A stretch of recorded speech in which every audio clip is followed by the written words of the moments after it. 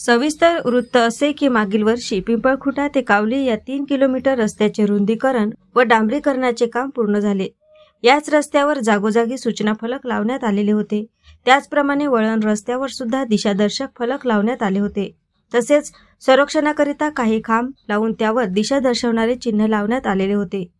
परंतु मागील काही दिवसांमध्ये दिशादर्शक व सूचना फलक तेथून हळूहळू कमी व्हायला लागलेले आहेत।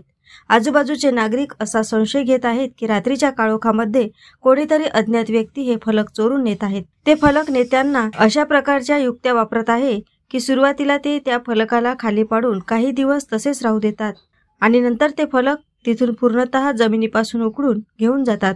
रात्रीच्या वेळेस प्रवास सोयीस्कर व्हावा याचकरिता सूचना फलक लावण्यात आलेले असते। अशा या चोरीच्या घटनेमुळे भविष्यामध्ये अपघात होऊ शकतो, म्हणून याकडे प्रशासनाने लक्ष देण्याची गरज आहे। AS न्यूज महाराष्ट्र करिता धामणगाव रेल्वे येथून प्रतिनिधी संतोष वाघमारे।